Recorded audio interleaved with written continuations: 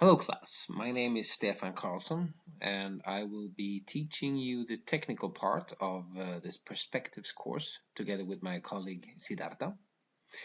And I am making this video to help you all get started with exercise number 1, which I've titled the MATLAB environment. Now, if you download the zip file, hopefully you've been able to find the PDF inside of that zip file, which is now in view on my computer. So this is what MATLAB looks like on my system. There are 3 windows of interest. We have the command window where you issue all the commands that you want on the fly. You have the command history that keeps track of all those commands so you can see what you've been doing. You see me having done a few things here previously. And you have a workspace which simply contains a list of all the variables that you have. This is your memory, the thing that MATLAB builds up as any session goes along. In order to clear the variables that we have, we use the command clear. That, I hope you noticed, clear the workspace over here. Now, in order to make a variable a, we simply declare it and give it a value. That updated our workspace, as we can see over here.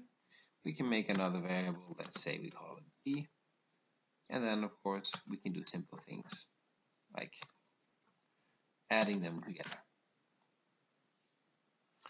See what else the PDF asks us to do. We just went through these simple little steps here, right? Right. How do we generate a script?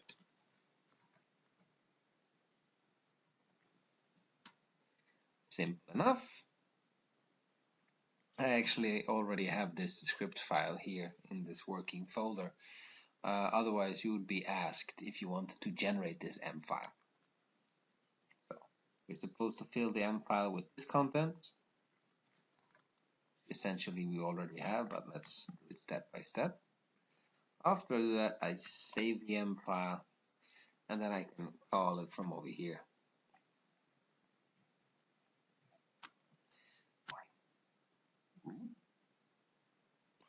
Oh, sorry, right. I misspelled my script file, but MATLAB is smart enough to give me suggestions on the proper spelling. So the output is as we expect. I hope I don't have to explain this through step by step for you. Very simple coding indeed. So what you have to do, straightforward. You go through this PDF, you follow all the instructions, you will learn a lot. I should say that even for a first programming exercise in MATLAB, this is going to be very easy for you. I hope that it will be. I think there's going to be quite a lot of work for you to do to finish this exercise, but I think that most of that work will be spent on the second part of what you're supposed to be learning with this exercise. And the second part is not about MATLAB. The second part is about something we called LaTeX, spelled latex. If we do a quick search on what latex is,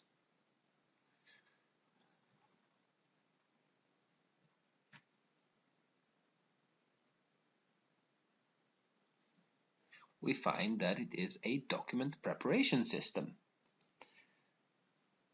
Find lots of interesting material available online on this very, very powerful tool.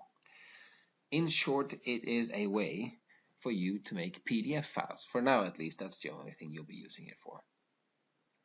And you should be warned that the very first time that you start working with this, it will take you some time to get used to. So do not underestimate the time it's going to take for you to just write the report for this exercise. So the MATLAB task, I expect you to finish it quickly and without much effort. Writing up the report is actually what's going to take you the most time. Okay? In order to help you with this, we have provided for you full LaTeX code for generating the PDF. So the PDF is the instructions we've just been looking at. See, it's this one, right? And the LaTeX code to generate this PDF document, find that in the same zip file.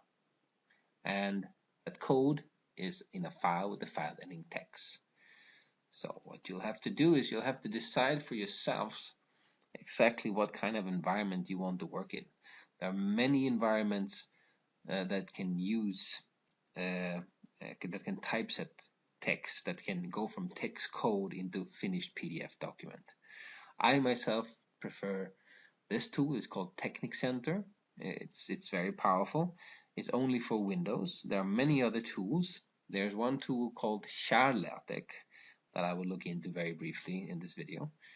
But let's first of all look through this tool, which is my tool of preference. So here is the code, the LaTeX code. And in this environment, as in most environments, you'll have some kind of a graphical user interface to build and view the file. So when I click here, this code is analyzed, it's typeset as it's called, and once it's done, a PDF file is generated. With this environment, the Technic Center environment, it's hooked up nicely with the PDF viewer, which means that as I scroll down in the generated PDF file, if there's some particular place where I think that something might be I don't know, funny looking, and I want to investigate the LaTeX code, I double click on that place like here, and it will bring into focus that particular place in the text. Yeah. So what can I tell you about LaTeX? Well, this file that you've been given, it's full with remarks. It's made for you to look through and to understand in as easy as possible way. It contains the basic functionalities of LaTeX and a couple of other functionalities that are a little bit less used, but very, very nice to know. And I hope that you spend some time really to understand how this works. I suppose I could mention a few simple things to get you started.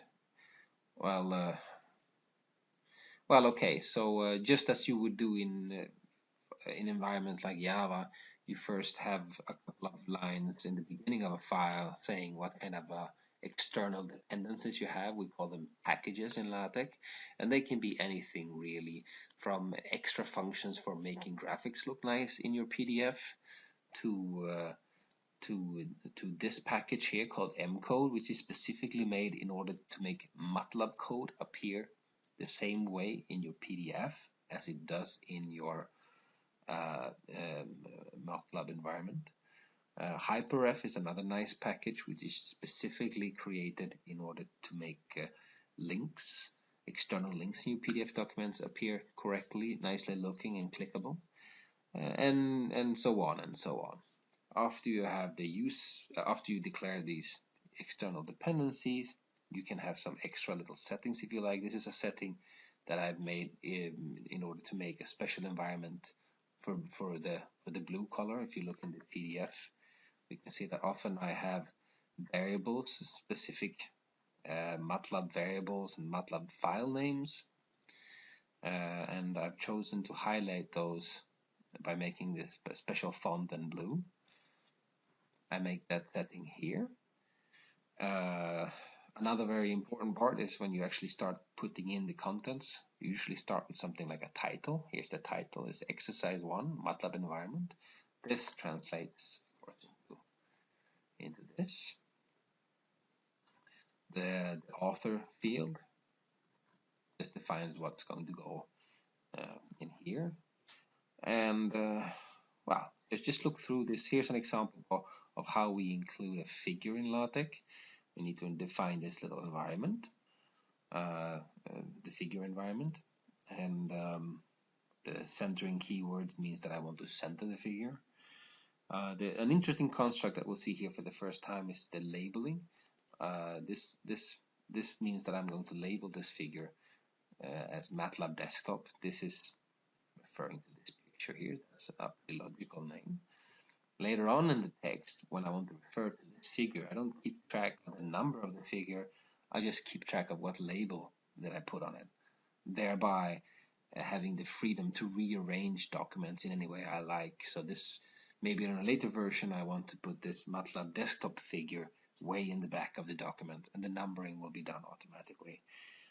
So the way that I would reference now to this figure here, we can see it in the code, is by this construction here. We can see what that's going to look like in the PDF. Go here, we see figure 1, right? And we even get a little link so I can click figure 1. That brings the caption of the figure into focus. And that's this figure here, right? Okay.